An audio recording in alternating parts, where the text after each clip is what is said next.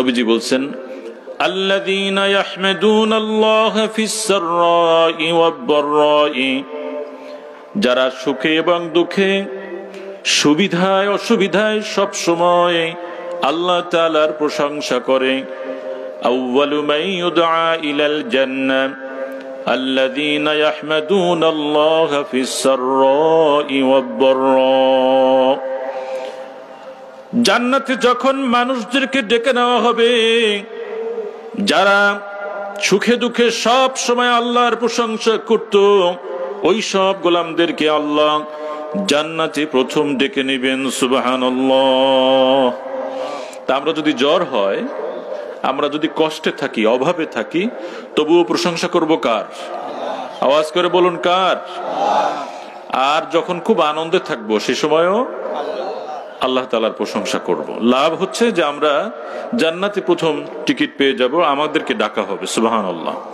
এই জন্য আমরা প্রশংসা করে নিব সব সময় যে আল্লাহ আমাদেরকে তৌফিক দিয়েছেন এখানে আসার। সুপ্রিয় উপস্থিতি, মাহফিল আমাদের বিনোদনের বিষয় নয়। মাহফিল একটি তাজিম, হেদায়েতের একটি কেন্দ্র। এখান থেকে আমরা হেদায়েতের আলো পাবো, এখান থেকে আমরা আমল করতে পারবো, নেক আমল, আমল সালেহা করতে পারবো। এই প্রেরণা মাহফিলের ময়দান থেকে যদি আমরা নিতে না পারি, তাহলে এখানে বসাটা আমাদের জন্য খুব ফলপ্রসূ হবে না। সুতরাং আমরা যারা এখানে বসেছি, আমরা একটা বিষয় নিয়ে কথা শুরু করব, শেষ করার সময় আমি অনুভব করতে পারবো যে না, এই বিষয়গুলো আমি শুনছি আর এই নিয়ে আমি এখন যাব। এরকম হলে ভালো হয় না? বিনোদন নয়। অনেক সময় দেখবেন মাহফিলগুলোতে বিনোদন, কেউ ফাজলামি করছে, কেউ মানুষকে হাসাচ্ছে, নানান রকমের কাজ এখন করছে। অনেক সময় মনে হচ্ছে মাহফিলগুলো সার্কাস হয়ে যাচ্ছে। এটা কোরআনের মাহফিল, এখানে একটা তাজিম থাকবে, একটা গভীরতা থাকতে হবে আমাদের। আমরা এখানে তামাশা করতে আসি নাই, ঠিক কিনা? ইনশাআল্লাহ আমার এই কথাগুলো আপনারা বুঝতে পারবেন, কারণ আপনাদের এই জমিন, সিলেটের জমিন, এখনো এতটা খারাপের দিকে যায় না, কারণ এটা 360 আউলিয়ার জমিন। এখানে এই এলাকায় এখনো শাহজালাল ইয়ামানী রহমতুল্লাহ আলাইহির সফর সঙ্গী, এই ফুলতলি হুজুরের পূর্বপুরুষ, তারা তার সফর সঙ্গী ছিলেন, ঠিক না? এই তাজিমটা আপনারা এখনো করছেন। এই জন্য আপনাদের এখানে যখন আসছি, এটা আমি অনুভব করছি যে আপনাদের শ্রদ্ধাবোধ, ভালোবাসা, আলেমদের প্রতি শ্রদ্ধা, এটা এই পীর আউলিয়ার জমিন এর কারণেই আমাদের মধ্যে এরকম একটা শ্রদ্ধাবোধ আছে, এবং আমরাও দূর থেকে আপনাদেরকে ভালোবাসি পীর আউলিয়ার জমিন হিসাবে। ইনশাআল্লাহ এই মাটি বেয়াদবরা দখল করতে পারবে না। এই মাটি বিনয়, আদব, আউলিয়ায়ে কেরাম, উলামায়ে ইজম, এদের শ্রদ্ধায় শিখতে হবে। বলুন ইনশাআল্লাহ। তো সুপ্রিয় উপস্থিতি, আমরা সামনে এগোচ্ছি। যে বিষয়টা আমরা এখন আলোচনায় নিয়ে আসব, এই বিষয়টা কোরআনের একটা বিষয়। আল আমরু বিল মারুফ, সৎ কাজের আদেশ, আর ওয়ান নাহি আনিল মুনকার, অসৎ কাজের নিষেধ। এর মধ্যে ইসলামের গোটা আয়োজন ঢুকে পড়েছে। আলহামদুলিল্লাহ বল, গোটা আয়োজন এখানে ঢুকে পড়েছে। এই আলোচনা শোনার আগে আমাদের বেশ কয়েকটা বিষয় একটু বুঝে নিতে হবে। মুসলমানদেরকে বলা হয় আমাদের একটি ভাষা হচ্ছে উম্মাহ, উম্মত।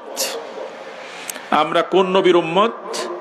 আখিরি জামানার পয়গম্বর সাইয়্যিদিনা মুহাম্মদ মুস্তাফা আহমদ মুস্তাফা। আওয়াজ করে বলুন সাল্লাল্লাহু। রাসূলের নাম শুনলে কি পড়তে হয়? দুরূদ পড়তে হয়। যারা রাসূলের নাম শুনে দুরূদ পড়ে না, আমার নবীজির নামটা যেখানে উচ্চারণ করা হলো আর তার শানে দুরূদ পেশ করা হয় না, নবীজির ভাষায় ওই ব্যক্তির থেকে কৃপণ মানুষ আর পৃথিবীতে নাই। নবীজি বলছেন, আল বাখিলুল্লাযী যুকিরতু ইনদাহু ফালাম ইউসাল্লি আলাইয়া, ওই হচ্ছে বাখিল যার নাম সামনে আমার নাম উচ্চারণ করা হলো অথচ দুরূদ পড়ে না। অনেক সময় দেখবেন বলে বিশ্বনবী বিশ্বনবী, এইটা সেটা বলতেই থাকে, কিন্তু দুরূদ মুখ থেকে আসে না। আমরা অভ্যাস বানিয়ে নেব রাসূলের নামটাকে সুন্দর করে শ্রদ্ধার সাথে উচ্চারণ করব, রাজি আছি সবাই? রাসূলের নামটাই যদি আমি উচ্চারণ করতে না পারি, লাভটা তো আমার নবীর নাম উচ্চারণ করে নবীর লাভ না, লাভ কার? তো লাভের লাভ এটা বোকায়ও বুঝে, পাগলেও বোঝে। এই জন্য দুরুদ ও সালাম আমরা পেশ করব সব সময়, যতবার নবীর নাম ততবার দুরুদ। আর এই দুরুদ যখন আমরা পড়ি, কিছু ফেরেশতা আছে স্ট্রাইকিং ফোর্স, ভ্রাম্যমান, এরা রাসূলের রওজায় আমাদের এই দুরুদগুলো পৌঁছে দেয়। ইউবাল্লিগুনি মিন উম্মাতিস সালাম, উম্মতের সালামগুলো আমার কাছে পৌঁছানো হয়। ওখানে একজন ফেরেশতা থাকে, ওই ফেরেশতা নবীজির কাছে দরুদ পৌঁছায় দেয়। আপনার আমার বায়োডাটা বলে দেয় যে অমুকের বেটা অমুক দরুদ আপনাকে দিয়েছেন, আর নবীজি সেই সালামের জবাবগুলো দিয়ে দেন। সুবহানাল্লাহ। একটু কল্পনা করেন না, ভালো লাগবে। এই যে একটু কল্পনা করবেন না যে যারা গেছেন তো আলহামদুলিল্লাহ, যারা যান নাই সবুজ গম্বুজ কল্পনা করবেন, ভিতরে সেভ করবেন সবুজ গম্বুজের নিচে আমার রাসূল, আমার প্রাণের রাসূল শুয়ে আছেন, তার কদমে আমার দুরুদ, তার কাছে আমি গুনাহগার, আমার পরিচয়টা রাসূলের কাছে গিয়েছে, কি ভাগ্য আমার। তাই জন্য এইভাবে একটু কল্পনা করে আমরা দুরুদ পড়ব ইনশাআল্লাহ। আমাদের পিতা, মুসলমানদের পিতা, মুসলিম জাতির পিতা সাইয়েদনা ইব্রাহিম আলাইহিস সালাতু ওয়াস সালাম, আমাদের জাতির পিতার কি নাম? ইব্রাহিম আলাইহিস সালাতু ওয়াস সালাম। তিনি তার সন্তান আরেক নবী সাইয়েদনা ইসমাঈল আলাইহিস সালাম, তাকে নিয়ে বাইতুল্লাহ বানালেন, কাবা পুনর্নির্মাণ করলেন। কাবা বানানো শেষ হওয়ার পর কল্পনা করবেন, আমার বাবা, আমার পিতা বাইতুল্লাহ নির্মাণ করলেন, আর তার সাথে যোগালে হেল্পার হিসেবে কাজ করলেন আরেক নবী সাইয়েদনা ইসমাঈল আলাইহিস সালাম। তার আমার বাবার কাজ হলো মসজিদ বানানো। প্রত্যেকটা কথার মধ্যে শিক্ষা আছে। আমার বাবার কাজ কি? মসজিদ বানানো। শুধু তাই নয়, আমার আল্লাহ বললেন মসজিদ বানালেই চলবে না, মসজিদ বানানোর দায়িত্ব দেওয়া হলো, বাইতুল্লাহ বানানোর দায়িত্ব দেওয়া হলো। এখানেই তোমার দায়িত্ব শেষ নয়, তাহলে কি এর দায়িত্ব থাকলো? আনতাহিরা বাইতিয়া লিত-তাইফিনা ওয়াল আকিফিনা ওয়ার রুকআইস সুজুদ। এই ঘরটাকে পবিত্র রাখতে হবে, ঝাড়ু দিতে হবে, মুছতে হবে। কাদের জন্য? যারা এটাকে তওয়াফ করবে, কাদের জন্য? যারা এখানে রুকু করবে, কাদের জন্য? যারা সিজদা করবে, কাদের জন্য? যারা ইতিকাফ করবে। এই সব মানুষদের জন্য ঘরটাকে ব্যবস্থাপনা করতে হবে এমন ভাবে যেন মুসল্লিরা এসে, যেন মুতাকিব যারা তারা এসে যেন কষ্ট না পায়। তাহলে বাবাকে দায়িত্ব দেওয়া হলো মসজিদ ঝাড়ু দিতে হবে, পরিষ্কার রাখতে হবে। তো বাবার দায়িত্ব সন্তানেরা পায় কি পায় না? আমরা সন্তান, আমরাও এই দায়িত্ব প্রাপ্ত। আমার বাবা এই কাজ করেছেন, আমরাও মসজিদের খেদমত করব, মসজিদ বানাবো, পরিবেশ রাখবো। এই জন্য আমার টাকার বিষয় না, এটা আমার ব্লাড, ঐতিহ্যগতভাবে আমি দায়িত্ব প্রাপ্ত। ঘর বানানো হয়ে গেল, নবীজি আমাদের পিতাজি দোয়া করলেন, রব্বানা ওয়াজআলনা মুসলিমাইনি লাকা ওয়া মিন যুররিয়াতিনা উম্মাতাম মুসলিমাতাল লাক। এই যে দোয়াটা, এই জায়গায় আমি আসলাম, ওয়াজআলনা, রব্বানা ওয়াজআলনা বললেন আমাদের দুজনকে, বাপ বেটা দুজনকে আপনার অনুগত বানান, আপনার অনুগত বানান, দাম্ভিক নয়, আপনার অনুগত বানান। অমিন যুররিয়াতিনা, আর আমাদের সন্তানদের থেকেও, মানে আমাদের জন্য তিনি দোয়া করলেন। উম্মাতাম মুসলিমাতাল লাক, এই যে উম্মা শব্দটা এখানে আছে, এই উম্মা শব্দটা সেখান থেকে তৈরি, একটা জাতি। এই জাতিটা আমাদের কোরআনে আলোচনায় এসছে। আল্লাহ তাআলা বলছেন, ওয়ালতাকুম মিনকুম উম্মাতুন ইয়াদউনা ইলাল খায়র, ওয়ালতাকুম মিনকুম উম্মাতুন ইয়াদউনা ইলাল খায়র। তোমরা কেমন উম্মা, একটা উম্মা তোমাদেরকে নির্বাচন করা হয়েছে, একটা জাতি, একটা দল। তাহলে শুধু আমরাই না, পৃথিবীতে আরো উম্মা ছিল। মূসা আলাইহিস সালামের একটা কওম, একটা উম্মত ছিল। নূহ আলাইহিস সালামের একটা কওম, একটা উম্মাহ ছিল, আর আমরাও একটি উম্মাহ, আমাদের পরে আর উম্মাহ আসবে না। ঈসা আলাইহিস সালামের এরকম একটি কওম, একটি উম্মাহ ছিল। তো আমরাও একটি উম্মাহ, আমাদেরকে কেন বের করা হয়েছে? ইয়াদউনা ইলাল খায়র, এই উম্মার উপরে একটা ডিউটি, একটি কর্তব্য, দায়িত্ব দেওয়া হয়েছে যে এরা ভালো দিকে ডাকবে। ইয়াদউনা ইলাল খায়র, কাদেরকে ডাকবে? পশু পাখি নয়, মানুষদেরকে ভালোর দিকে ডাকবে। তাহলে আমাদের পরিচয়, আমরা একটা উম্মাহ, একটা জাতি, একটা দল। এদের কাজটা কি? ইয়াদউনা ইলাল খায়র, ভালোর কাজের দিকে, ভালো আচরণের দিকে এদেরকে ডাকবে। ওয়ায়ামুরুনা বিল মা'রুফি ওয়া ইয়ানহাউনা আনিল মুনকার, আর কাজ হচ্ছে কি? এরা ভালো কাজের আদেশ দিবে আর অন্যায় কাজ থেকে নিষেধাজ্ঞা জারি করবে। অন্যায় কাজগুলো করতে দিবে না, নিজেরাও করবে না। এই জাতির এই কাজ। তাহলে আমরা কাজ পেয়ে গেলাম, আমরা ভালোর দিকে ডাকবো। যেমন আজকের মাহফিল, আমরা ভালোর দিকে ডাকার জন্য এই আয়োজন করেছি কিনা? যে যুব সমাজ এটা করেছে, মুরব্বীদের পরামর্শ, দোয়া, অনুমতি নিয়ে তারা মানুষদের কল্যাণের দিকে ডাকার জন্য এই মাহফিলের আয়োজন করেছে। নাকি এখান থেকে কিছু পয়সা কামাই করবে এরকম? নাকি এটা দিয়ে একটা নির্বাচন করবে এরকম?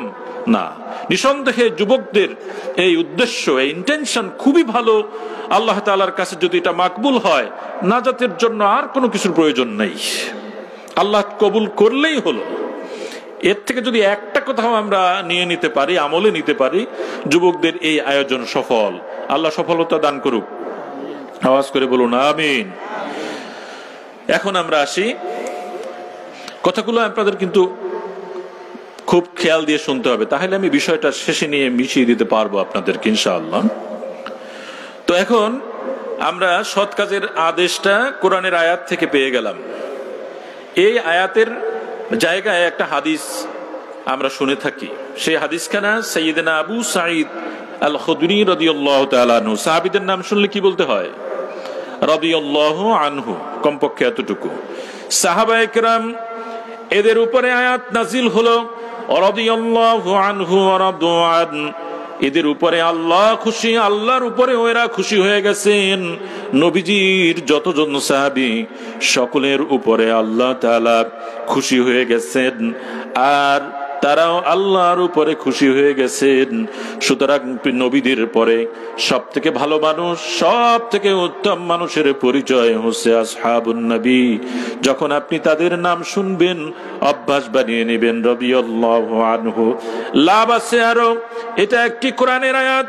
আপনি যখনই রাদিয়াল্লাহু আনহু বলবেন, প্রত্যেকটা হরফে হরফান কটা করে নেকি হবে আমরা জানি।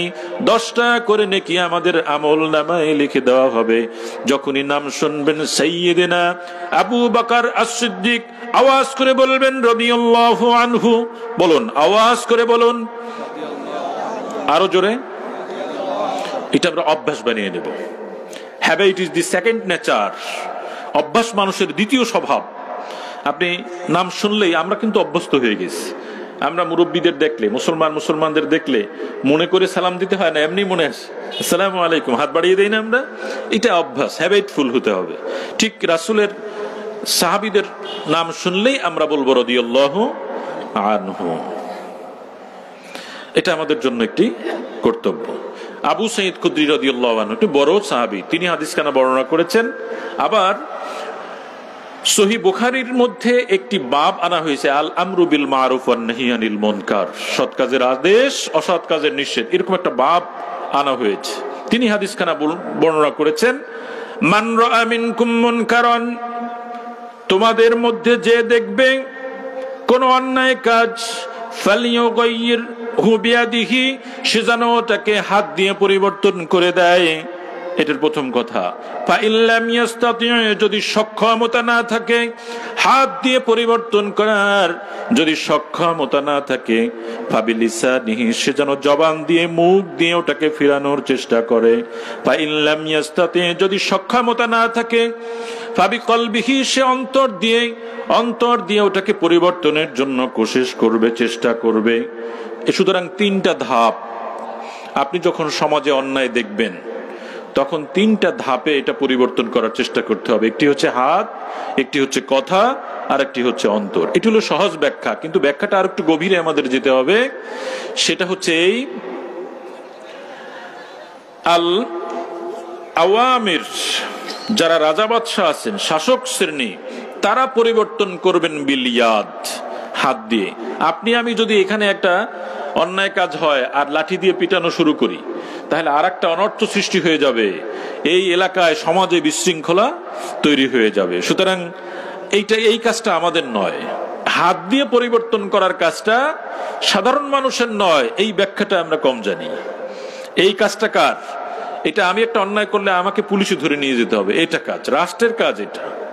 হ্যাঁ, ইসলামী রাষ্ট্র প্রতিষ্ঠিত নেই, এই জন্য অনেক কিছু গুছালো হবে না, কিন্তু এই কাজ আইন নিজের হাতে তুলে পরিবর্তন করা যাবে না। তবে এটার আরো একটা পজিটিভ দিক আছে, আমরা সেটা আর একটু পরে শুনবো।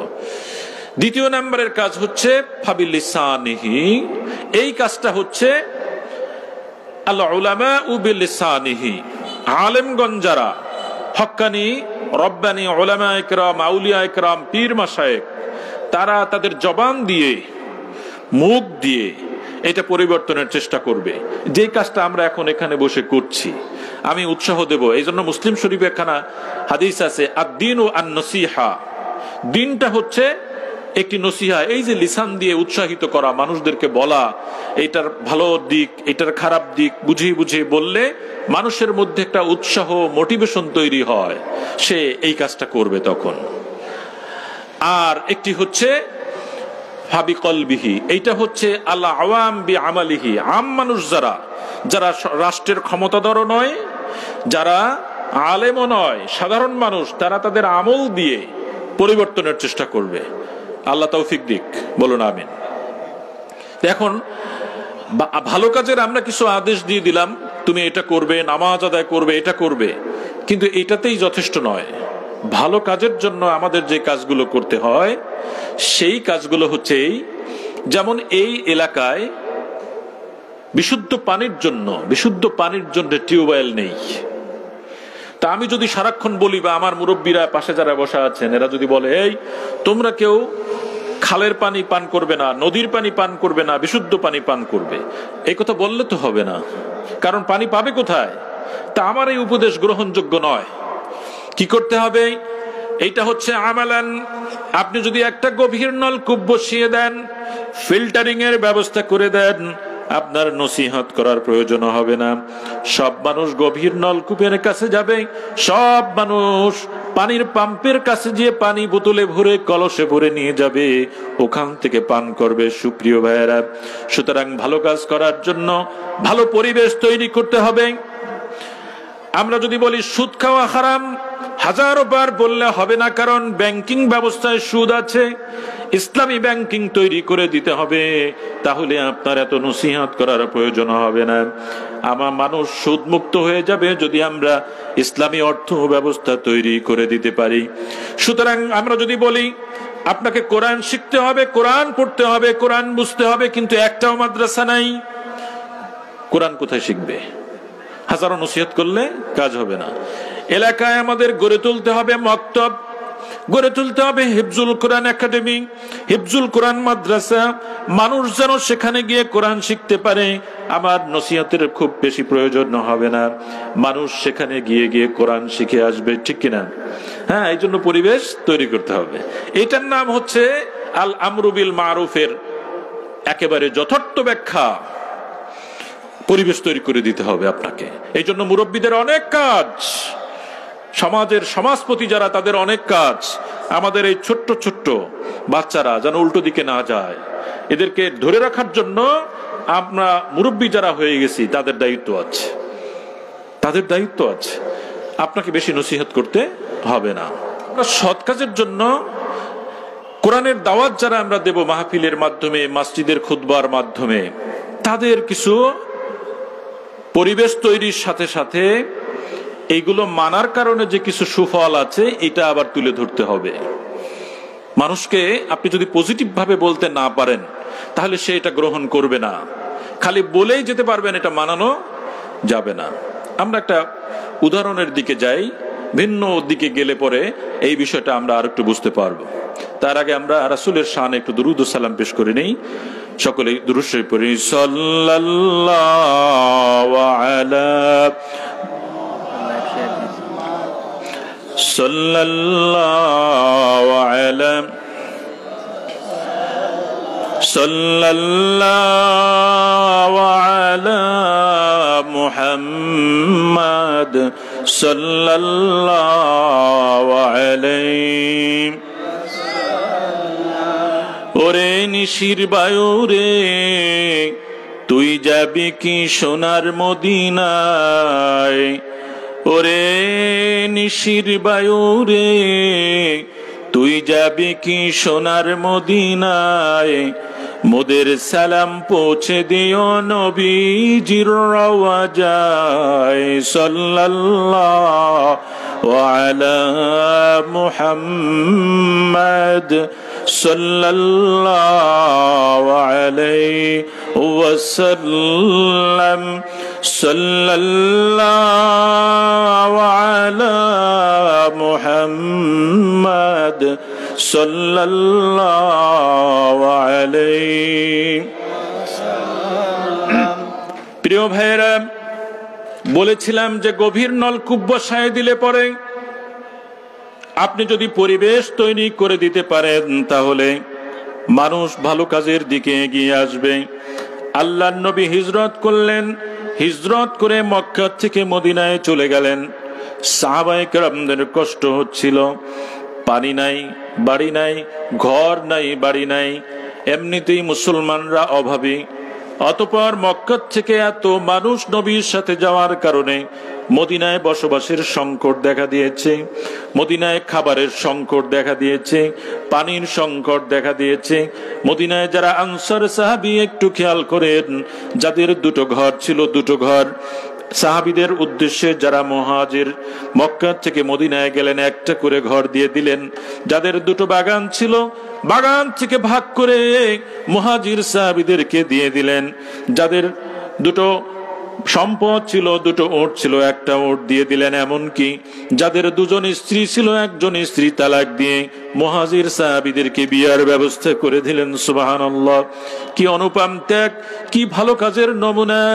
এমন সময় পানির কত অভাব, পানির অভাব, মুসলমানরা পানি খেতে পারছিলেন না। একটা কূপ ছিল, কূপটা এখনো মদিনায় রয়েছে। এই কূপটাকে বীরে রোমা বলা হয়, বীরে উসমান বলা হয়। এই কূপটা ইহুদির মালিক ছিল, ইহুদি মালিক থাকার কারণে মুসলমানরা পানি নিতে পারছিল না, বেশি দাম দিয়ে পানি দিচ্ছিল।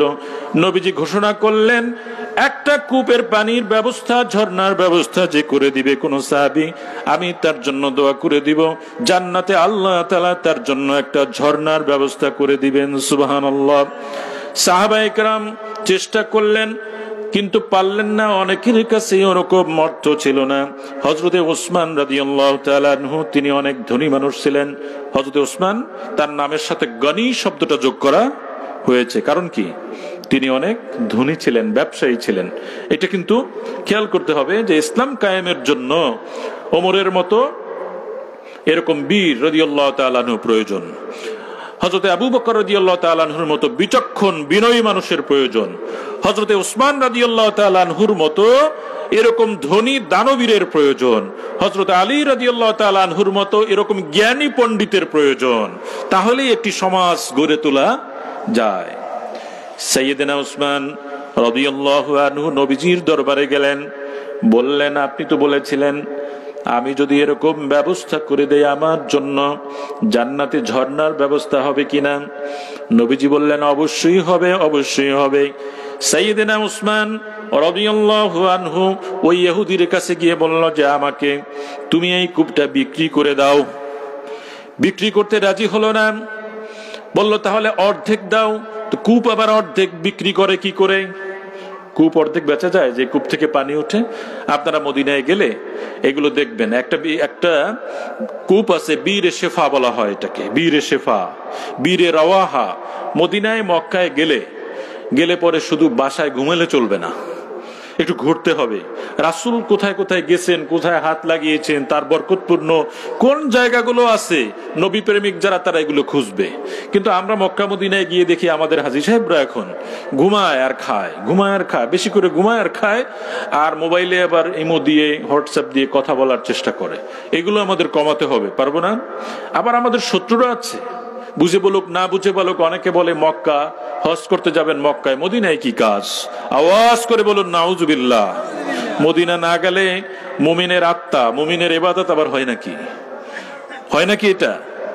সুতরাং মক্কা মদিনায় আমরা যখন যাব, অনেককে আমরা দেখি মদিনার রওজায় যখন যায়, তারা ওইখানে গিয়ে এই যে মোবাইল দিয়ে সেলফি তুলে, আছে না এরকম, সেলফি তুলে ফ্ল্যাশ দেয়।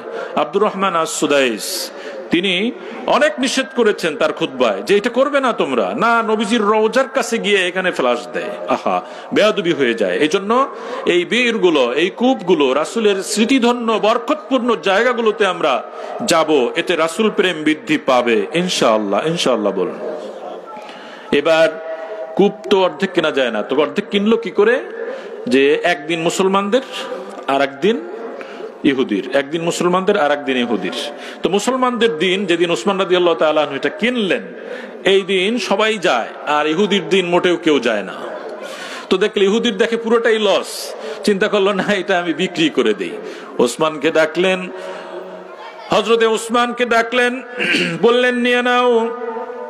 ওসমান রাদিয়াল্লাহু তাআলা আনহু পুরো কূপটা কিনে মুসলমানদের জন্য দিয়ে দিলেন। নবীকে গিয়ে বললেন, ইয়া নবী আল্লাহ, ইয়া রাসূলুল্লাহ, আমৃত্যু নয়, কিয়ামত পর্যন্ত এই কূপটাকে আমি মুসলমানদের শেফার জন্য, খেদমতের জন্য দিয়ে দিলাম। সুবহানাল্লাহ বলবেন না? এই যে কূপের কথা বলতে গিয়ে আমার এটা মনে উঠছে, এই যে ভালো কূপ, তো এই যে মুসলমানদের জন্য দিয়ে দিলেন, এই কূপটা এখনো আছে। এখানে 1500 থেকে 1600 মতো খেজুর গাছ আছে এটার চারপাশে, প্রায় 1600 খেজুর গাছ। সেই সময় রেখে গিয়েছে সৌদি গভর্নমেন্ট, যখন সৌদ হলো তখন এটা একটি ওয়াকফ এস্টেট হয়ে গেল। হযরত ওসমান রাদিয়াল্লাহু তাআলা আনহুর নামে সৌদির ব্যাংকে একটা অ্যাকাউন্ট আছে, অ্যাকাউন্ট এখন এই যে খলিফা তিনি দুনিয়ায় নেই, তার নামে একটি অ্যাকাউন্ট করা হয়েছে, যে এখান থেকে যত খেজুর বিক্রি হয় তাতে হাজার হাজার রিয়াল এখানে জমা হচ্ছে। এখন প্রায় 150 মিলিয়ন রিয়াল দিয়ে একটা হোটেল তৈরি করা হচ্ছে। এটা অর্ধেক যে টাকা ওখানে জমা আছে, এটা মুসলমানদের খেদমতে এই টাকাগুলো ব্যয় হয়। অর্ধেক ব্যয় করবে আর অর্ধেক জমা হবে, অর্ধেক ব্যয় করবে অর্ধেক জমা হবে। সুতরাং এটা খুবই প্রয়োজন মুসলমানদের এই কিয়ামত পর্যন্ত। আর আমাদের দেশ হলে এটা আমরা দখল করে ফেলতাম, করতাম কিনা? সৌদি গভর্নমেন্ট এটা করে না। আমরা ছোট্ট ফুটপাত, এটা সহ্য হয় না, কেউ ভ্যান গাড়ি দিয়ে, কেউ উপরে ঠেলে এটা আমরা রাস্তা দখল করে ফেলি। অনেকে বাড়ি করে শহরে দেখবেন পানির ট্যাঙ্কি রাস্তার উপরে ফেলে দেয়, দখল, এটা দখল জায়েজ নাই। ফুটপাত এটা সরকারি, সবার রাস্তা আমরা দখল করব না। আমরা দখল, ফুটপাত ক্লিয়ার রাখবেন, মানুষের হাঁটতে যেন কষ্ট না হয়, এটা ঠিক নাই, জায়েজ নাই। এটা ইমানের 77টি শাখার সর্বশেষ ইমাতাতুল আযা, যে কষ্টদায়ক বস্তু রাস্তার থেকে সরিয়ে ফেলা। আর আপনি কি করেন? আপনার দোকানের সামনে একটা চেয়ার দিয়ে, কয়েকটা বস্তা দিয়ে ওটা দখল করে রাখতেছেন যাতে করে মানুষ একটু কষ্ট পায়। মুসলমান এটা করতে পারে না। আজ থেকে আমরা করব না, বলুন ইনশাআল্লাহ। রিজিকের মালিক কে? এই বস্তা দিয়ে আটকাতে পারবেন আপনি? আপনাকে যা খাওয়ানো হবে, وَقَسَّمْنَا بَيْنَهُمْ مَعِيشَتَهُمْ فِي الْحَيَاةِ الدُّنْيَا। আমার আল্লাহ বলছেন রিজিকের জন্য যা প্রয়োজন, যতটুকু আলো বাতাস পানি ভাত ডাল আলু যা প্রয়োজন, আমি সব কিছু মানুষের জন্য বন্টন করে দিয়েছি। সুবহানাল্লাহ, সুবহানাল্লাহ। সুতরাং বস্তা দিয়ে, টুল দিয়ে, চেয়ার দিয়ে ফুটপাত আমরা দখল করব না ইনশাআল্লাহ। সুপ্রিয় উপস্থিতি, তা আমরা বলতেছিলাম যে পরিবেশ তৈরি করা, আপনি যখন এর বেনিফিটটা বুঝতে পারবেন তখন আমরু বিল মারুফটা সহজ হয়ে যাবে। আমরা কোরআন পড়ি, সকলে মিলেই কোরআন পড়ি। আল্লাহ তাআলা বলছেন ইয়াসিন ওয়াল কুরআনিল হাকিম, ইয়াসিন ওয়াল কুরআনিল হাকিম। ইন্নাকা লামিনাল মুরসালিন। এই যে দ্বিতীয় আয়াতটা আমার আল্লাহ বলতেছেন ওয়াল কুরআনিল হাকিম, বিজ্ঞানময় কোরআনের শপথ, বিজ্ঞানময় কোরআনের শপথ আমার আল্লাহ বলতেছেন। তো বিজ্ঞানময় কোরআনের শপথ, এই যে যুগে, এই যুগে যদি আপনি আমরু বিল মারুফ বানাতে চান, কোরআনমুখী করতে চান, মানুষদেরকে পজিটিভ করতে চান, দিনমুখী করতে চান, তাহলে এই যে ছোট ছোট বাচ্চারা আছে এখন, যে জেনারেশনটা এখন চলমান, তারা এই কোরআনের মধ্যে যদি বিজ্ঞান না ঢুকেই দেওয়া হতো, আল্লাহ তাআলা যদি এখানে বিজ্ঞানের আলোচনা না করতেন, তাহলে এই কোরআনের গ্রন্থ এদের কাছে এখন এতটা ভালো লাগতো না। তা আপনি ভালো কাজ করবেন এটা বললে হবে না। আল্লাহ তাআলার কালাম দিয়ে ওর মাথাটাকে বা আমার মতো মাথাটাকে নয়ে দিতে হবে। আমি যেন মাথাটা নয়ে দেই। আমরা বিজ্ঞানময় কোরআনের কথা বললাম। কোরআনের একটা সূরা আছে, সূরাতুন নাহাল। আওয়াজ করে বলুন কি নাম? আওয়াজ করে বলুন সূরাতুন নাহাল। নুন হা, জিমের পরে যে হা সেটা আল্লাম, নাহাল এর অর্থ মৌমাছি। এর আওয়াজ করে বলুন অর্থ কি? মৌমাছি। মানুষ পৃথিবীতে সব থেকে বেশি বুদ্ধিমান প্রাণী। মানুষের থেকে বুদ্ধিমান প্রাণী পৃথিবীতে আর নাই। শুধু পৃথিবীতে না, সৃষ্টি জগতের মধ্যে মানুষ বুদ্ধিদীপ্ত একটা প্রাণী, আল্লাহ তাআলার প্রিয় শখের সৃষ্টি। মানুষের পরে বুদ্ধিমান প্রাণীর নাম হচ্ছে এই মৌমাছি। এর বুদ্ধি শুদ্ধির সাথে মানুষের অনেক মিল আছে, অনেক চালাক, অনেক বুদ্ধি, অনেক টেকনিশিয়ান এর মধ্যে তার বুদ্ধি দিয়ে আল্লাহ তাকে বানিয়েছেন। এটা মৌমাছির বাসাটা দেখলেই বুঝতে পারবেন। ষড়ভুজ এর বাসা, প্রত্যেকটা যে কোষগুলো আছে, ছয়টা কণা আছে এক একটা কোষের মধ্যে, যেখানে মৌমাছিগুলো থাকে। তো আল্লাহ তাআলা এই সূরাটা এই পোকার নামে বানিয়েছে, খালি খালি তো নয়।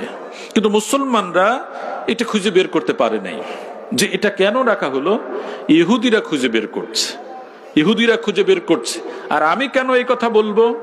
এই কথা আমার উল্লেখ করতে হবে বা আপনাকেও জানতে হবে, এই কারণে যে আমাদের এই জেনারেশনের হাতে যদি দিনকে পজিটিভ করে আমরু বিল মারুফ, ভালো কাজের প্রতি অনুপ্রাণিত করতে হয়, তাকে বুঝাতে হবে যে কোরআন শুধুই ধর্মগ্রন্থ নয়। ওই পড়ে না বিধায় উল্টো একটা কথা বলে দেয়, পড়ে না।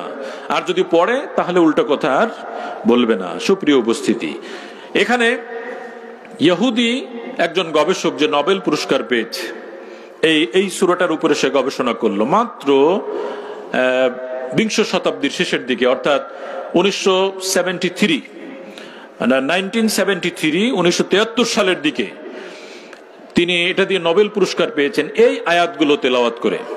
68-69 নম্বর আয়াত সূরা নাহালের, মৌমাছি পোকা।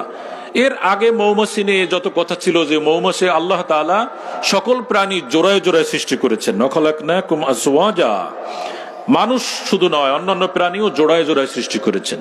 তো মৌমাছিকে আল্লাহ সৃষ্টি করলেন। এর আগের যত বিজ্ঞানীরা বা প্রাণীবিদরা গবেষণা করেছে, তারা জানতো যে মৌমাছি, এখানে পুরুষ মৌমাছি আর নারী মৌমাছি, আমরা নারী পুরুষ যেরকম কাজ করি মৌমাছিরাও এরকম করে। এইটা ছিল তাদের গবেষণা। কিন্তু এই যে নোবেল পুরস্কার পেলেন, উনি অস্ট্রেলিয়া বাড়ি ওনার। উনি গবেষণা করে দেখলেন যে না, তিনি বললেন আমি কোরআনের এই আয়াতটা, এই সূরাটা পড়তে গিয়ে, তার প্রাণী বিজ্ঞান নিয়ে পড়তে ভালো লাগতো, সে কোরআন পড়ে দেখলো যে বাস্তবতার সাথে কোরআনের আয়াতগুলো মিলে যায়। আওয়াজ করে বলুন সুবহানাল্লাহ। কেমনে মিলে যায়? আমার আল্লাহ বলতেছেন ওয়া আওহা রাব্বুকা ইলান নাহলি, তোমার রব নাহালকে, মৌমাছিকে কি দিলেন? আদেশ দিলেন, জানিয়ে দিলেন আনিত্তাখিদি, বানানোর জন্য। কি বানানোর জন্য? ঘর বানানোর জন্য তিনি নির্দেশ দিলেন। কোথায় ঘর বানাবেন? আল্লাহ নির্দেশ দিলেন মৌমাছিকে ঘর বানানোর জন্য, মিনাল জিবাল, পাহাড়ে ঘর বানানোর জন্য নির্দেশ দিলেন, মিনাস শাজার, গাছের মগডালে বাসা বানানোর জন্য নির্দেশ দিলেন, অমিম্মা ইয়ারিশুন, মানুষেরা যেখানে বসবাস করে, মানুষের বাড়িতে, এইখানে ঘর বানানোর জন্য তিনি নির্দেশ দিলেন। অর্থাৎ মৌমাছিরা কয় জায়গায় ঘর বানাবে? পাহাড়ে ঘর বানাবে, গাছে ঘর বানাবে, আর মানুষের বাড়িতে গিয়ে ঘর বানাবে, আপনি দেখবেন মৌমাছিদের যত বাসা তৈরি হয় এই 3 জায়গা ছাড়া কোথাও থাকে না। কারণ আল্লাহ ওহী করেছেন তাদেরকে, আল্লাহ নির্দেশ দিয়েছেন। তারপরে তিনি বললেন এদেরকে একটা সুবুল শব্দটা ব্যবহার করেছেন, রাস্তা। কিন্তু মানুষ সিরাতুল মুস্তাকিম, সঠিক পথে হাঁটে মানুষ, কিন্তু এর জন্য আবার সঠিক পথ, এটা কেমন কথা? এটা কেমন কথা হলো? আপনাদের জ্ঞাতার্থে আরো বলি, শুরুতে বাইতুল্লাহর কথা বলেছিলাম না, আল্লাহ তাআলা বাইতুল্লাহ বানানোর জন্য যে আয়াতটা নাজিল করেছেন, ইন্না আউওয়ালা বাইতিন উদিআ লিন-নাসি লাল্লাযী বিবাক্কাতা মুবারাকান ওয়া হুদাল লিল আলামিন। আবার আল্লাহ বলেন মানুষের জন্য প্রথম নির্মিত ঘর হচ্ছে কোনটা? বাইতুল্লাহ। এটাই প্রথম ঘর মানুষের জন্য। এই ঘরটা কেমন ঘর? এটার মধ্যে আছে বরকত, ওয়া হুদাল লিল আলামিন। তামাম বিশ্ব জগৎ, শুধু মানুষের জগৎ নয়, দানবের জগৎ নয়, পাখির জগৎ নয়, আল্লাহ যত বিশ্ব তৈরি করেছেন সব বিশ্বের জন্য এই ঘরটাকে তিনি হেদায়েতের একটি উৎস, একটি বাতিঘর বানিয়ে দিয়েছেন। কিরকম? এটা আটলান্টিক মহাসাগর, এখান থেকে কোনো পাখি যদি উঠতে থাকে আর রাস্তা হারিয়ে যায়, সে যদি বাসায় ফিরতে না পারে, বাইতুল্লাহর সাথে এমন একটি নেটওয়ার্ক তৈরি করা হয়েছে, পাখি বাইতুল্লাহ কেন্দ্রিক তার ঘর বাড়ি ফিরে পাবে, খুঁজে বের করতে পারবে। সুবহানাল্লাহ। হুদাল লিল আলামিন, সকল জগতের মানুষ সৃষ্টি, সকল সৃষ্টির রাস্তা পাবে এই বাইতুল্লাহ দিয়ে। কাজে এই যে মৌমাছিগুলো তৈরি করা হয়েছে, তার মাথায় একটা অ্যান্টিনা দেওয়া আছে। একটা মৌমাছি যেদিকে যাবে, গিয়ে যদি দেখে মধুর সন্ধান পায়, ফুলের সন্ধান পায়, তাহলে সে ওখানে সিগন্যাল দিবে আর অন্য মৌমাছিরা সেখানে যাবে। সুবহানাল্লাহ। মোবাইল লাগে নাই, এখন আমাদের অ্যান্টিনা আছে না মোবাইলে। যারা মোবাইল শুরুতে ইউজ করেছেন তারা অ্যান্টিনা দেখছেন না, ঘরের মাথার উপরে টানিয়ে হ্যালো জোরে জোরে আমরা বলতাম। মৌমাছির মাথার মধ্যে এরকম একটা হ্যালো টানানো আছে, একটা অ্যান্টিনা আছে। সুপ্রিয় উপস্থিতি, তো এই মৌমাছিটা কার্ল ভন ফ্রিস, ওই যে গবেষণা করেছিলেন, তার নাম হচ্ছে কার্ল ভন ফ্রিস, একজন অস্ট্রেলিয়ান গবেষক, তিনি নোবেল পেয়েছেন। তিনি বললেন, আমি গবেষণা করে দেখলাম এখানে একদল মৌমাছি আছে, তারা কুইন মৌমাছি, কুইন বি, এরা নারী। আরেক দল আছে নারী, আরেক দল আছে পুরুষ। আমাদের সাধারণ ধারণায় পুরুষেরা কাজ করবে, আর আগে মানুষ গবেষণা করে রাখছে যে পুরুষ মৌমাছি মনে হয় কাজ করে, কিন্তু এখানে পুরুষ মৌমাছির কোনো কাজ নেই, শুধুই তারা সন্তান উৎপাদনের কাজ করবে, আর কোনো কাজ নাই। আরেক দল নারী মৌমাছি আছে, তাদেরও কোনো কাজ নাই, তারা শুধু সন্তান উৎপাদন করবে, এদের কোনো কাজ নেই। তাহলে মধু আনবে কারা? মধু আনার জন্য বলা হয়েছে একদল মৌমাছি আছে নারী মৌমাছি, তারা সন্তান জন্ম দিতে পারে না, বন্ধা মৌমাছি। এই যে বন্ধা আল্লাহ বানালেন, এই বন্ধা মৌমাছি সকল জায়গা থেকে তারা মধু আহরণ করে, ফুল ফল থেকে মধু আহরণ করে। সুবহানাল্লাহ। এখন মানুষের মধ্যেও বন্ধা আছে, অনেক নারী আছে তাদের সন্তান হয় না। আপনার দৃষ্টিতে মনে হইতে পারে কপাল পোড়া, নাউজুবিল্লাহ বলেন। আল্লাহর সৃষ্টির উপরে কেউ এই ধরনের মন্তব্য আমরা করব না। আল্লাহর সৃষ্টি, তিনি কি জন্য আমাকে এরকম বানিয়েছেন তিনিই ভালো জানেন, এটাই সঠিক যেটা তিনি করেছেন। আপনি এর উপরে কমেন্টস করবেন না। আল্লাহর সৃষ্টি নিয়ে কমেন্টস আমাদের শোভা পায় না। আরো আপনাদেরকে অবহিত করি, অনেক মানুষ আছে না এই আকৃতিতে একটু ছোট, আমরা বলি কি বেটে, আমরা বলি আঞ্চলিক ভাষায় কালো মানুষকে কাল্লা মানুষ বলে অনেকে। এটা গিবাদের গুনাহ হয়। কেউ যদি কোনো মানুষকে তার সৃষ্টির আকৃতি নিয়ে এরকম কথা বলে, তার আমলনামায় গিবাদের গুনাহ হয়। কারণ আপনি যদি কাউকে এরকম বেটে, কাল্লা এই ধরনের শব্দ ব্যবহার করেন, সে কষ্ট পায় কি পায় না? পায়। কষ্ট দেওয়া যাবে না, দেব না, আমরা কষ্ট দিতে পারি না। তাহলে আপনি দিন প্রচার করতে পারবে না, আমরু বিল মারুফ হবে না। তো যা হোক, এই মৌমাছির কথা আমি কেন বললাম, যে কোরআন আপনাকে এই সব জিনিস দিয়ে ভরপুর করে দিয়েছেন। এইটা যখন আপনি ইয়াংদের সামনে দিয়ে দিবেন যে কোরআনে এরকম আছে, তখন সে এটা তাকে টানবে, তাকে পজিটিভ দিকে টানা হবে, দিনের দিকে টানা হবে। সুতরাং তাকে আমাদের এই সব বিষয় শেখাতে হবে, বুঝাতে হবে। আল্লাহ তাআলা আমাদেরকে তৌফিক দান করুক, বলুন আমিন। সুপ্রিয় উপস্থিতি, আমরা এরপরে অন্নাহি আনিল মুনকার, অসৎ কাজ, অসৎ কাজের পরিচয়গুলো আমাদের জানা লাগবে। অসৎ কাজ কোনটা?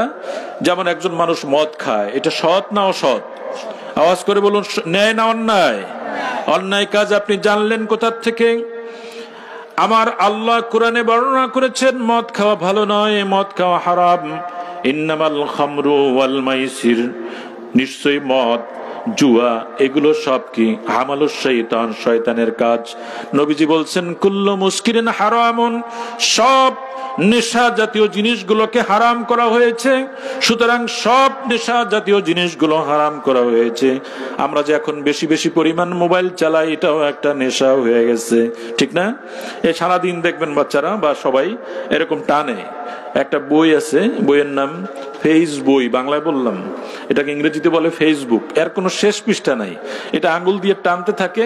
কোনো দিন একদিন পুরো 24 ঘন্টাও চালাতে থাকলে এটা শেষ মাথায় যাওয়া যায়? যায় না। এটা একটা নেশা হয়ে গেছে। তা আমরা কোরআনের মাধ্যমে জানলাম কুল্লু মুসকিরিন হারামুন, সকল জাতীয় নেশা হারাম। এখানে এটা একটা খারাপ জিনিস। আমরা জানি অন্যের হক, বোনের হক নষ্ট করা, এটা কি জায়েজ আছে? বোনের হক আমরা এটা নষ্ট করতে পারবো? হ্যাঁ, কথা বলেন, পারবো? পারবো না, এটা আমরা করতে পারবো না। আমরা বোনের হক বোনকে ফিরিয়ে দেব, ভাইয়ের হক ভাইকে ফিরিয়ে দিব। যদি ফিরিয়ে না দেই, অন্যায়, হক নষ্ট হয়ে যাবে। আমরা দোকানে বাকি খেয়েছি প্রয়োজনে, কিন্তু হয়তো দোকানদার নেই, অথবা আমি চলে গেছি অন্যত্র, দোকানের বাকির জায়গায় পড়ে গিয়েছে, আর কি এটা পরিশোধ করতে পারবো? অন্যায়, এই অন্যায় আমরা করতে যাব না। এই ধরনের প্রত্যেকটা অন্যায় কাজের আইডেন্টিফিকেশন আমরা খুঁজে বের করব, তাহলে বোঝা যাবে এটা একটা খারাপ কাজ। এখন আমরা ন্যায় এবং অন্যায়, এই কতটুকু অন্যায় করি, কতটুকু ন্যায়ের মধ্যে থাকি, মানে কিছুক্ষণ ভালো আমল, কিছুক্ষণ খারাপ আমল, এরকম আছে না? আছে না এরকম? এটা আগের যুগের নবীদের ছিল। শোয়েব আলাইহিস সালাম, এক এক যুগে এক এক ধরনের গুনার প্রবাহ ছিল। নবী সাইয়েদনা শোয়েব আলাইহিস সালাম, তার সময় ওই সময়ের মানুষেরা ওজনে কম দিত। ওজন আছে না, দাড়িপাল্লা, ওয়ালা তুকসিরুল মিজান, এই দাড়িপাল্লায় কম দিতে আল্লাহ নিষেধ করেছেন, মানে ঠিক করে রাখতে বলছেন। এই যুগে আমাদের নবীর উম্মতেরা তো ওজনে কম দেয় না, দেয়? আছে এরকম? আছে না এরকম? ওই সব নবীদের পাপ আমাদের আমলে আছে। এখন ওজনে কম দেওয়ার নানান পদ্ধতি আছে, ডিজিটাল হোক আর যাই হোক, কমের একটা বুদ্ধি আমরা খুঁজে বের করি। আপনি দেখবেন কেউ লিটারে ফাঁকি দেয়, কেউ কেজিতে ফাঁকি দেয়, এরকম দিয়ে আমরা ওজনে কম দেব না। আল্লাহ তাআলা বলতেছেন ইন্নাল্লাহা ইয়া'মুরু বিল আদলি ওয়াল ইহসান। জুমার নামাজে যান তো সবাই? সবাই যান? হ্যাঁ, আওয়াজ করে বলুন, আমরা জুমার নামাজে যাই কি যাই না? কোনদিন জুমা কামাই দেব না তো? হ্যাঁ, অন্য নামাজ দেব? আপনার মনে হয়েছে যে হুজুর বলছে যেহেতু জুমার কথা, অন্য জায়গায় মনে হয় এরকম একটু সুযোগ আছে। আমাদের এলাকায় একজন পলিটিক্যাল লিডার দাঁড়ায় বললেন যে আপনারা কম হইলেও দৈনিক 3 ওয়াক্ত নামাজ পড়েন। নাউজুবিল্লাহ বলবেন না? ওই যে বলে যে সহনীয় পর্যায়ে ঘুষ খাইলেও কি, আমাদের এক রাজনৈতিক মন্ত্রী বলেছিলেন না যে সহনীয় পর্যায়ে খাবেন, এরকম কথা বলা জায়েজ আছে? মোটা মাথা, মোটা মাথা, হ্যাঁ মোটা মাথা। সহনীয় পর্যায় কি? এটা বিষ তো বিষই, হারাম তো হারামই, স্পষ্টতই হারাম, এতটুকু হারাম, সবটুকুই হারাম। কোন হারাম, অবৈধ জিনিস এর অংশ বিশেষ হালাল, এরকম কোন বক্তব্য নাই। জুমার নামাজের সময় খুতবায় একটা আয়াত সানি খুতবার মধ্যে খতিব সাহেব তেলাওয়াত করেন, এই আয়াতটা পরিচিত, ইন্নাল্লাহা ইয়া'মুরু বিল আদলি ওয়াল ইহসান। নিশ্চয়ই আল্লাহ আদেশ করছেন, আমর দিচ্ছেন, ওই যে আমরু বিল মারুফ আদেশ করছেন। ইন্নাল্লাহা ইয়া'মুরু বিল আদল, এই আদল মানে আদালত, ওজনে কম দেওয়া যাবে না। উনি যা পাবেন 1000 গ্রাম কে আপনি দিয়ে দিবেন, 1000 গ্রাম পুরোপুরি দিয়ে দিবেন। এটা হচ্ছে আদালত। 100 পাবে 100ই দিবেন, 1 কেজি পাবে 1 কেজি দিবেন। এটা দিলে আপনার হক আদায় হয়ে গেল। কিন্তু আল্লাহ তাআলা আর একটু বাড়িয়ে দিয়েছেন, ইন্নাল্লাহা ইয়া'মুরু বিল আদলি ওয়াল ইহসান। ইহসান করার জন্য নির্দেশ দিয়েছেন। ইহসানটা হচ্ছে অনেকে দেখবেন ওজনে সমান সমান দেওয়ার পরে আবার একটু বাড়িয়ে দেয়, তাই না? অনেক দোকানদার আছে কম হয়ে যায় কিনা, আল্লাহর ভয় যার মধ্যে আছে সে একটুখানি বাড়িয়ে দিবে। কটা ডাল বেশি করে দিয়ে দিবে, কটা চাল বেশি করে দিয়ে দিবে, কটা মুড়ি বেশি করে দিয়ে দিবে। লিচু যখন কিনবেন 100-100 একটা মুঠি যখন কিনবেন আপনি, ভালো দোকানদার মুত্তাকি দোকানদার হলে গুনবে তো গুনবেই, আরো 2টো বেশি দিয়ে দিবে যদি কম হয়ে যায়। এটার নাম হচ্ছে ইহসান। আদালত 100-র জায়গায় 101 টাকা দিয়ে দিলেন। এই আমলটুকু কে নির্দেশ দিয়েছেন? কে নির্দেশ দিয়েছেন? আল্লাহ। অনেক সময় রিকশায় আমরা উঠলে খুচরা থাকে না, হয় না এরকম? রিকশাওয়ালা বলে যে না থাক, ওটা দেওয়া লাগবে না আপনার। রিকশাওয়ালা আপনার উপরে ইহসান করছেন, আর আপনি যাত্রী হয়ে, ধনী মানুষ হয়ে রিকশাওয়ালার উপরে ইহসান করতে পারলেন না। এটা কিন্তু খুবই কম হয়। আমি খুব খেয়াল করি এই আচরণটায়। এটা খুবই কম হয় যে রিকশাওয়ালারে আমি 10 টাকা বেশি দিয়ে দিলাম, এটা আমরা করি না। রিকশাওয়ালা আমার উপরে ইহসান করে। কাজে আদালত, ওজন তো ঠিক মতো দিবেনি, একটুখানি বাড়িয়ে দিবেন। বোনের হক, যেদিন আপনার পিতা ইন্তেকাল করেছে, যেদিন আপনার পিতা আমার পিতা ইন্তেকাল করেন, ওই দিন থেকে, ওই মুহূর্ত থেকে আমার বোনের হক শুরু হয়ে গেছে। কাজেই 1 মাস 6 মাস যদি বেশি ভোগ করে থাকেন, বোনের হক আপনি ভিতরে ঢুকেছেন। বোনের কাছ থেকে কিভাবে মাপ নিবেন, কিভাবে ঋণ পরিশোধ করবেন, আপনি চিন্তা করে দেখবেন। বোন যদি আপনাকে মাপ না করে, রক্ষা নাই, কবরে গিয়ে আপনার রক্ষা পাওয়ার সুযোগ নাই। হাজারো দান করেন, হাজারো নেক আমল করবেন, কাজের কাজ কিছু হবে না। কারণ অন্যের হক নষ্ট করে আপনি জান্নাতে যেতে পারবেন না। কারণ এটা হচ্ছে বান্দার হক। এটা কার? হকুল ইবাদ, বান্দার হক। এটা আপনাকে আদায় করতেই হবে। মুজদালিফার নাম শুনছেন? কোথায় এটা? আমাদের দেশে। কোথায় এটা? হজ করতে গেলে একটা জমিনে থাকতে হয়, খোলা আকাশের নিচে থাকা লাগে। যারা হজ করেছেন তারা জানেন, শুয়ে থাকতে হয় সারা রাত। ছাউনি নাই, এরকম প্যান্ডেল নেই, খোলা আকাশের নিচে শুয়ে থাকা লাগে। এটা আল্লাহর দেয়া শিক্ষা।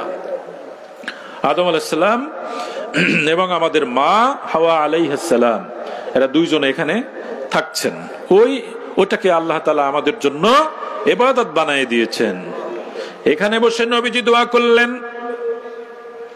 আল্লাহ আমার সাহাবীদেরকে আপনি মাফ করে দেন, আমার সাহাবীদের গুনাহগুলো আপনি মাফ করে দেন, আপনি এদের উপরে সন্তুষ্ট হয়ে যান। কি মজা, কি ভালোবাসা সাহাবীদের জন্য। মাফ করলেন। তো নবীজির মনটা খারাপ। কেন? কিছু সাহাবীর গুনাহ মাফ হয় নাই। আল্লাহর কাছে জিজ্ঞেস করলেন, জানতে চাইলেন, আরজ করলেন, আমার কিছু সাহাবীর গুনাহ কেন মাফ হয় নাই? ভালোবাসার ভিত্তিতে গুনাহ মাফের জন্য নবীজি আবেদন করলেন, আরজ করলেন। আল্লাহ জানালেন, তোমার সাহাবীদের মধ্যে, আপনার সাহাবীর মধ্যে যারা অন্যের হক নষ্ট করে ফেলেছে, তাদের গুনাহগুলো মাফ করা সম্ভব হয় নাই। কারণ কি? অন্যের হক ওয়ালা যদি গুনাহ মাফ করা হয়, ওই বান্দার উপরে জুলুম করা হয়, আল্লাহ নিশ্চয়ই জুলুম থেকে পুত পবিত্র। আমার নবীজি আল্লাহর কাছে আরজ করলেন, আল্লাহ আপনি তো এমন মালিক, আপনি এমন রহিম, আপনি এমন রহমান, আপনি তো যাদের হক নষ্ট করে ফেলেছে আমার সাহাবীরা, আপনি চাইলে ওই হক আপনার পক্ষ থেকে আদায় করে আমার সাহাবীদের গুনাহগুলো মাফ করে দিতে পারেন, আমার সাহাবীদের গুনাহগুলো মাফ করে দিতে পারেন। আমার চাওয়া হচ্ছে আপনি আমার সাহাবীদের পক্ষ থেকে তাদের হক আদায় করে দিয়ে আজকের মতো গুনাহগুলো মাফ করার ব্যবস্থা করে দেন। সুবহানাল্লাহ, সুবহানাল্লাহ। কি নবীর কি দরদ, কি নবীর কি দরদ। নবীজির দরদ জন্মের সময়ও, নবীজির দরদ সারা জীবন, নবীজির দরদ এখনো তিনি রওজায় বসেও আমাদের জন্য কান্না করছেন আল্লাহর দরবারে, কিয়ামতের মাঠেও কান্না করবেন। প্রিয় ভাইয়েরা ভালো করে শুনে নেন, একটু আগেই বলেছিলাম ওয়াকাযালিকা জাআলনাকুম উম্মাতান ওয়াসাতান লিতাকুনু শুহাদা আ'লান নাস ওয়া ইয়াকুনার রাসূলু আলাইকুম শাহীদা। সুপ্রিয় ভাইয়েরা আমার, আল্লাহ বলছেন ওয়াকাযালিকা জাআলনাকুম উম্মাতান ওয়াসাতা, তোমরা হচ্ছ মধ্যমবর্তী উম্মাহ। তোমাদের একটা আলাদা বৈশিষ্ট্য আছে। কিয়ামতের দিন যখন অন্য নবীর উম্মতেরা অস্বীকার করবে, আল্লাহ তাআলা যে সমস্ত নির্দেশ দিয়েছেন, কিতাব দিয়েছেন, ওই নবীদের বিষয় উম্মতেরা মিথ্যা কথা বলবে না, আমাদের কাছে কোনো নবী টবি আসে নাই, আমাদের ব্যাপারে কোনো সত্য কথা কেউ আমাদেরকে এইসব বিষয়ে বলে নাই। তখন উম্মতে মুহাম্মাদী এসে পড়বে, তারা তাদের পক্ষে অর্থাৎ তাদের বিপক্ষে সাক্ষ্য কায়েম করবে। ওয়াকুনার রাসূলু আলাইকুম শাহীদা, রাসূলও সাক্ষ্য দিবেন। আমরা এসেছি পরে, আগের যুগের আমার দাদার সাক্ষীটা আমি কিভাবে দিতে পারি? 1000 বছর আগে যারা জন্মেছেন তাদের সাক্ষী আমি কিভাবে দিতে পারি? তখন ওই উম্মতেরা বলবে যে এরা তো জুনিয়র উম্মত, এদের কত আগে আমাদের জন্ম, এরা আমরা ভালো না মন্দ, সত্য না মিথ্যা, এরা সাক্ষ্য দিবে কি করে? বলবে দলিল আছে আমাদের কাছে, দলিল বের করবে। তখন কোরআনের দলিল থাকবে না? কি মনে হয় কিয়ামতের দিন কোরআনের অক্ষরগুলো থাকবে কি থাকবে না? হ্যাঁ, থাকবে। বলবে আমাদের কাছে ডকুমেন্টস আছে। কি ডকুমেন্টস? যে আমরা কোরআন পড়েছি, কোরআনে সব কথাগুলো ছিল, কোন নবী কোন দাওয়াত দিয়েছেন সব কথাগুলো আমরা কোরআনে পড়েছি। সুতরাং তোমাদের বিপক্ষে আমরা সাক্ষ্য দিলাম, তোমাদের কাছে নবী রাসূল এসেছিলেন, তারা আল্লাহর দ্বীনের দাওয়াত দিয়েছিলেন, তাওহীদের দাওয়াত দিয়েছিলেন, রিসালাতের দাওয়াত দিয়েছিলেন, সুতরাং ফিরতে পারবে না। এবং এই যে কথাগুলো বলবেন, তখন রাসূলও তার উম্মতের পক্ষে দাঁড়িয়ে বলবেন আমার উম্মাহ সত্য কথা বলেছে। ওয়াকুনার রাসূলু আলাইকুম শাহীদা, আর তোমাদের রাসূল তোমাদের পক্ষে সাক্ষ্য কায়েম করবেন। সুতরাং আমাদের একটা বৈশিষ্ট্য আছে, কি? আমরা যে নবীর উম্মত, কিয়ামতের দিন অন্য সকলের মাথার উপর দিয়ে সাক্ষ্য কায়েম করতে পারবো। তা আমরা যদি চোর, চিটার, বাটপার, অন্যের হক নষ্ট করা, ওজনে কম দেওয়া, মিথ্যা কথা বলা, গীবাত করা, ভোট চুরি করা, এই সব যদি আমাদের চরিত্র হয়, চারিত্রিক বৈশিষ্ট্য হয়, তা আমাদের সাক্ষ্য চলবে? মানুষ তো বলবে তো নিজেই একটা চোর, আবার সাক্ষ্য দিবে কি? এই জন্য আমাদের আমরা ঐতিহ্যগত ভাবে এই সৎ চরিত্রের অধিকারী হতে হবে। আওয়াজ করে বলুন ইনশাআল্লাহ, আওয়াজ করে বলুন ইনশাআল্লাহ। যে নবীর কারণে এত শ্রেষ্ঠ উম্মত আমরা হয়ে গেলাম, সেই নবীর কথাগুলো, সেই নবীর শানে দুরূদ পড়তে গেলে, সেই নবীর কথা শুনতে গেলে কাটিং করতে করতে করতে করতে হাদিস কমাই ফেলতেছি, আমরা সহিহ হাদিস বানিয়ে ফেলছি। সহিহ হাদিস দিয়ে মানুষের মধ্যে ওয়াসওয়াসা তৈরি করে দিচ্ছি আমরা।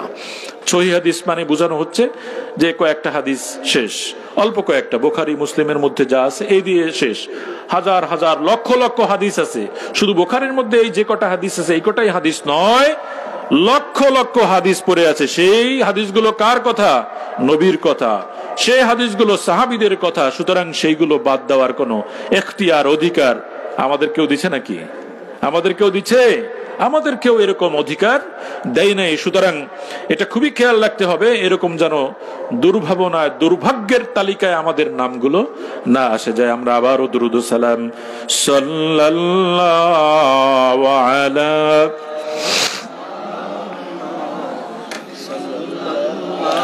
আরো জোরে সাল্লাল্লাহু আলা মুহাম্মাদ সাল্লাল্লাহু আলাইহি। জিবরিল আতা লাইলাতা আসরা, জিবরিল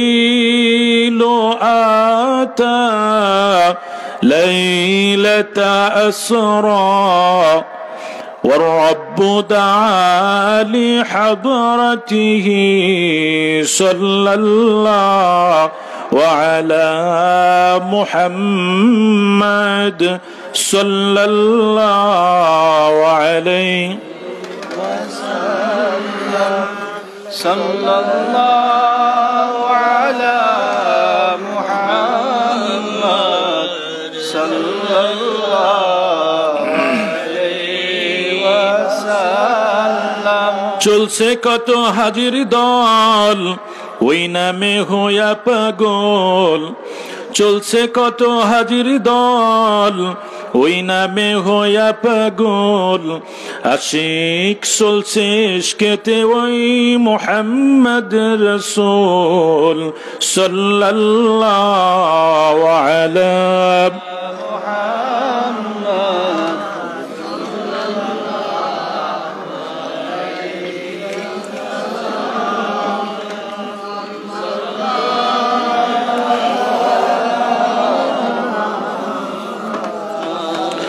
সাল্লাল্লাহু আলাইহি।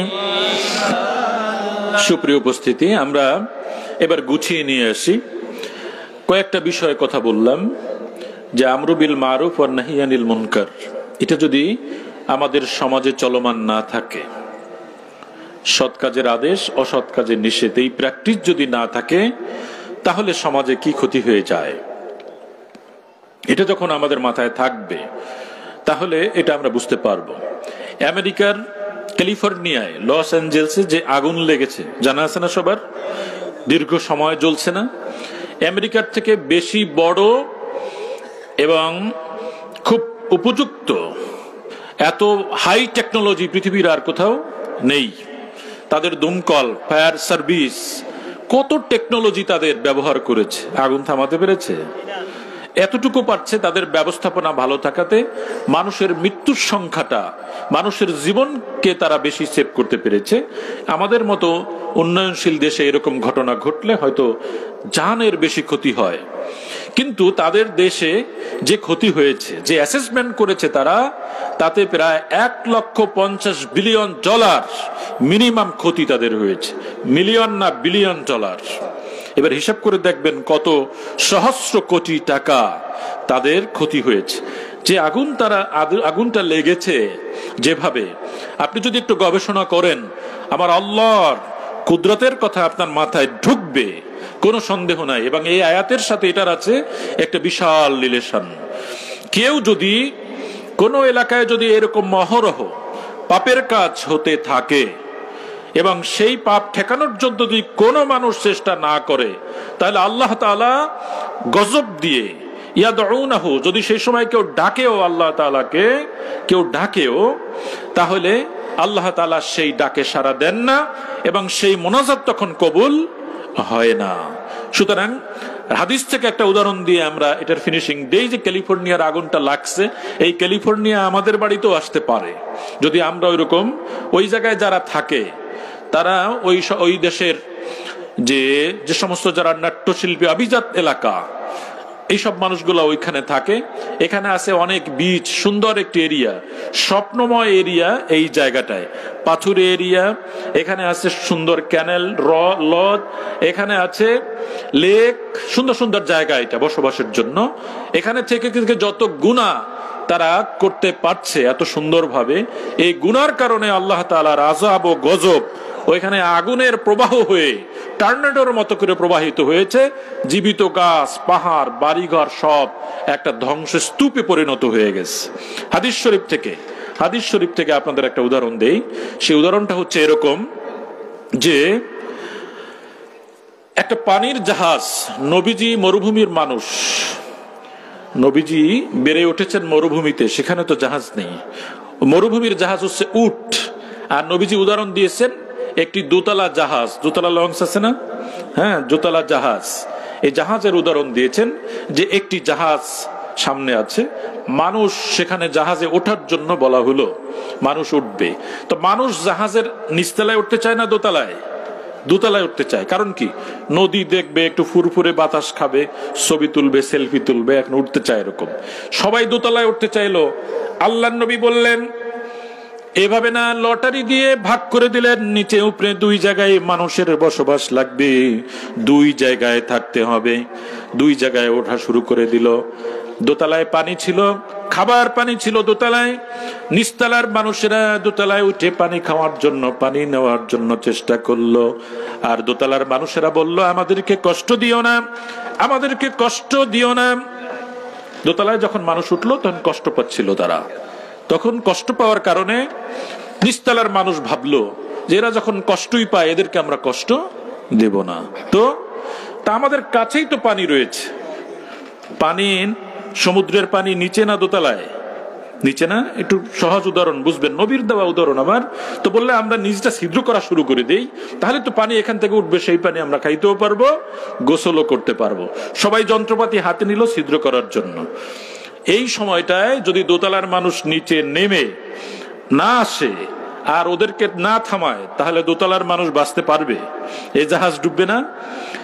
যে সমাজে অন্যায় কাজ হয়, নবীজি বুঝাতে চাইলেন, যেই সমাজে অন্যায় কাজ হয় আর কিছু মানুষ যদি তাদেরকে ফিরানোর চেষ্টা না করে, তাহলে এই একতলা দোতলা কোন তলার মানুষ বসবাস করতে পারবে না, সবাই সমানে ধ্বংস হয়ে যাবে। সুতরাং অন্যায় কাজ সমাজে হতেই পারে, চেষ্টাও চলতে থাকতে পারে, তার থেকে বেশি কোরআনের ভাষায় জু বাকিয়াতেন, প্রাণপণ, প্রাণ দিয়ে চেষ্টা করতে হবে যেন ওই জাহাজের তলদেশের মতো ছিদ্র করতে না পারে। মদের বার হবে, ক্যাসিনো সেন্টার হবে, এক দল দাঁড়িয়ে যাবে, দাঁড়িয়ে এটার প্রতিবাদ করবে, আর নাহি আনিল মুনকার, এই প্রতিবাদ করে নিষেধাজ্ঞা জারি করে ফিরিয়ে সুন্দর পরিবেশ আনতে পারলে আল্লাহর আযাব এবং গজব থেকে দুনিয়া এবং আখেরাতে নিশ্চয়ই নিশ্চয়ই আমরা মুক্তি পেয়ে যাব। বলুন ইনশাআল্লাহ। তো আমরা আমাদের বাসায় নামাজের আমর চালু করে দিতে হবে, রোজা, তেলাওয়াত, ইবাদত, এগুলো সব চালু করে দিতে হবে। বলুন ইনশাআল্লাহ।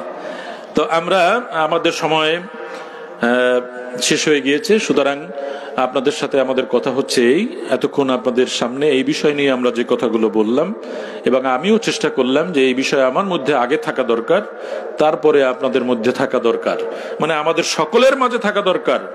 এটা বিশেষ করে দুই হারামের, মসজিদে হারাম, মসজিদে নববী, দুই জায়গার খতিবগণই একটা বাক্য বলেন খুতবার সময়, উসিকুম ওয়া নাফসি, আমি আপনাদেরকে উপদেশ দেই আর আমাকেও দিচ্ছি, এই উপদেশটা ওনারা নিজেরা ভাগ করে দেন। তো আপনি আমি দুজনেই, এই দুজনের জন্যই, সকলের জন্যই আমাদের এই নসিহতগুলো প্রয়োজন, আমরা যেন এগুলো আমল করতে পারি। বলুন আল্লাহুম্মা আমিন। আপনাদের এলাকায় এসেছি, আপনাদের আচার আচরণ এবং আপনাদের ভালোবাসা সত্যি অনেক ভালো লাগছে। অনেক জায়গায় মাহফিলে মানুষ কথা বলে, পাশে কিছু দোকানপাট থাকে, একটা মেলার মতো হয়ে যায়। সেই সব ক্ষেত্রে আপনাদের, আমাদের এই সিলেটের ভূমি, এই জায়গাটা অনেক ভালো লাগছে যে আপনারা অনেক আদবের সাথে সুন্দর থেকে আমরা এই মাহফিলের পরিবেশটুকু ধরে রাখছি। আমার পক্ষ থেকে অনেক অনেক দোয়া, অনেক অনেক ভালোবাসা, অনেক অনেক শ্রদ্ধা যে এই শৃঙ্খলাটা আপনারা রক্ষা করেছেন। আল্লাহ তাআলা এই এলাকার সন্তানদের সকলের মধ্যে এই আদবের মতো স্বর্ণরূপ দিয়ে পরিপূর্ণ করে দিক। বলুন আমিন। আর আমাদের এই এলাকায় যে কবরগুলো আছে, মুর্দা আছে, তাদের জন্য আমাদের দোয়া, রব্বানা গফির লানা ওয়া লিইখওয়ানিনাল্লাযীনা সাবাকুনা বিল ঈমান, যারা ঈমানের সাথে বিগত হয়েছেন তাদের রূহের মাগফিরাতের জন্য আমরা দোয়া করি। আল্লাহ যেন তাদের সবাইকে জান্নাতুল ফেরদাউসের মেহমান বানায় দেন। বলুন আমিন। আমরা দোয়া করব তাদের সকলের জন্য ইনশাআল্লাহ। ওয়া আখির দাওয়ানা আলহামদুলিল্লাহি রাব্বিল আলামিন। ওয়া আসসালামু আলাইকুম ওয়া রাহমাতুল্লাহি ওয়া বারাকাতুহু। মুসাফির যেহেতু হুজুরে মুখতাসার, এখন একটু দোয়া আমারও ভালো লাগবে, আপনাদের নিয়ে একটু দোয়া, আমিও দোয়া চাই, আপনারা একটা দোয়া করবেন আমাদের এই জাতির জন্য। আমরা এই মাহফিলের মঞ্চগুলো যারা কথা বলে, মসজিদগুলোতে যারা খুতবা দেয়, তাদের জন্য আপনারা একটু বিশেষ দোয়া করবেন। এরা যদি পদস্খলিত হয়, এরা যদি আদব রক্ষা করতে না পারে, আমল রক্ষা করতে না পারে, আমাদের জাতি ধ্বংস হয়ে যাবে। এজন্য আপনাদের কাছে আমাদের সকলের জন্য দোয়া চাই, করবেন। আল্লাহুম্মা আমিন। আস্তাগফিরুল্লাহ রাব্বি মিন কুল্লি যামবিন ওয়া আতুবু ইলাইহি, লা হাওলা ওয়া লা কুওয়াতা ইল্লা বিল্লাহিল আলিয়্যিল আযীম। আল্লাহুম্মা সাল্লি ওয়া সাল্লিম ওয়া বারিক আলাইহি। আল্লাহুম্মা লাকাল হামদু কামা ইয়ানবাগি লিজালালি ওয়াজহিক ওয়া লিআযীমি সুলতানিক ইয়া যাল জালালি ওয়াল ইকরাম। ربنا ظلمنا أنفسنا وإن لم تغفر لنا وترحمنا لنكونن من الخاسرين মাওলা করিম আমরা সবাই মিলে হাত তুলেছি মাহফিলের ময়দানে হাত তুলেছি মাওলা আপনি আমাদের গুনাহগুলো মাফ করেন আমাদের জীবনের অপরাধগুলো মাফ করে দেন আপনার হাবিবের কদমের ওসিলায় আমাদের জীবনের গুনাহ খাতা মাফ করে দেন মাওলা আমাদের পিতা মাতা আত্মীয় স্বজনদের গুনাহগুলো আপনি মাফ করে দেন জীবিত কিংবা মৃত সকলের গুনাহ মাফ করেন খাস করে মাওলা আমরা যেই জমিনে যেই মাঠে বসে হাত তুলেছি আশেপাশে কত মাইয়িত শুয়ে গেছে মাওলা তারাও তো একদিন এই মাহফিলে বসেছেন আল্লাহ আমরা তাদের সন্তান রব্বিরহামহুমা কামা রব্বায়ানি সগীরা ওয়া রব্বিরহামহুমা কামা রব্বায়ানি সগীরা আপনি তাদের জীবনের গুনাহ খাতা মাফ করে দেন আল্লাহ কবরে জান্নাতের ফরাশ বিছায় দেন কবরে জান্নাতের বাতি জ্বালায় দেন কবরে জান্নাতের বাতি জ্বালায় দেন তাদের রূহানি দোয়া আপনি আমাদের জন্য নসিব করেন রব্বুল আলামিন মেহেরবান খোদা এলাকার উপরে আপনি খাস রহমত নাজিল করুন আল্লাহ এলাকার মানুষ পীর আউলিয়া আলেম ওলামাকে ভালোবাসে মাওলা আপনি দয়া করে এই মানুষদেরকেও আপনি ভালোবাসা প্রদান করুন আপনার রহমতের চাদরে এদের আপনি আশ্রয় দান করুন আল্লাহ এলাকার সন্তানদের জেহেন জাকত বাড়ায় দেন এলে মামলে আপনি বরকত দান করেন মাওলায়ে করিম এই এলাকার মা বোনদের উপরে আপনি খাস রহমত নাজিল করুন পর্দায় থাকার তৌফিক দান করুন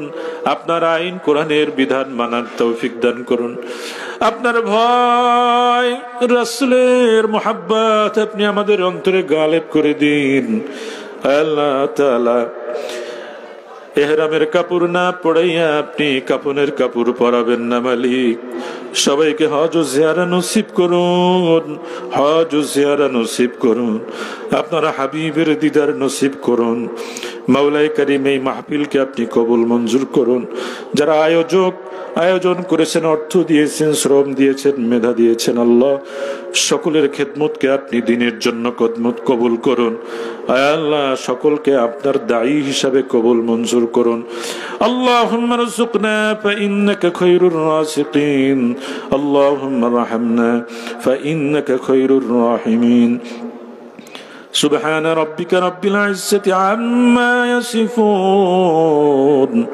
وسلام على المرسلين والحمد لله رب العالمين بحق لا إله إلا الله محمد رسول الله صلى الله عليه وسلم السلام عليكم ورحمة الله وبركاته